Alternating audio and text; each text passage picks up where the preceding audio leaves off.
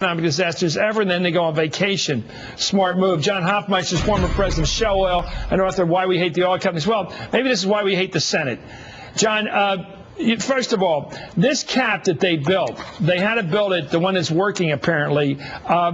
Why didn't they have that, or where was it 106 days ago? This little cap that's neatly going to solve the problem. Where was it? It was just an idea 100 days ago. It had to be engineered, designed, manufactured, tested before it could be applied. You know, there was no requirement to have this cap on the ready, so to speak. And there would be no knowledge that they would need such a cap if the blowout protector had not been faulty and had done its job.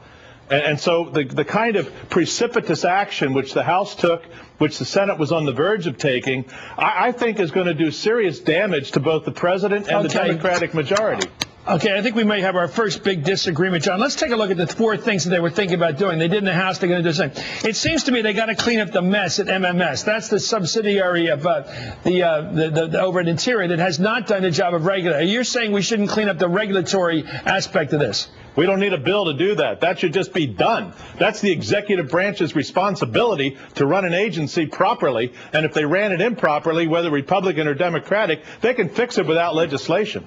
So all that sexual favors and partying back and forth between regulator and regulatee should have been stopped executive-wise. They shouldn't have to have a bill. Right, okay. Fire the people. Fire them. Okay, well, I think they did move them out. Let's take a look. Giving subpoena power to the investigating committee. Isn't that something we ought to have? Subpoena power to the investigating committee to find out what happened here, why it went wrong? I agree with subpoena power, yes. Okay, number three, they were supposed to have a detailed response plan when they started drilling this well. Now, you said they didn't have this cap 106 days ago. Why didn't they have the cap if they said they had to proceed? You said a blowout was sufficient. But every time I talk to an expert like my brother, he tells me, don't blame machinery for management decisions. If it got to the blowout protector, something was done wrong long before that led to this catastrophe, and they should have prepared for that being done wrong because they weren't that proficient. Well, that's why they have 3 levels of redundancy in the blowout protector. I've never seen such an incompetent management, whether it's Transocean or BP, we still have to find out, that would allow these kinds of redundancies to be obliterated in their own blowout protector. That's irresponsible and incompetent in my judgment, and the court may decide it's negligent.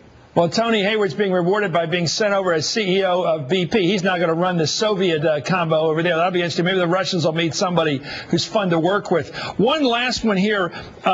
The cap. What do you make of the cap? I know that they've talked about a $20 billion contingency fund to handle some of this 5 billion barrels of oil that's out there. But do you think that's something that should be fixed? The fact that it's only $75 million that BP would, at least under the law, have to pay out in this kind of catastrophe? I think the situation has to be, I think the administration's actually handled it very well, regardless of the $75 million cap, because they've got BP to commit not only $20 billion, but whatever else it takes to clean up the Gulf. I think there's plenty of bully pulpit and moral responsibility that can be used.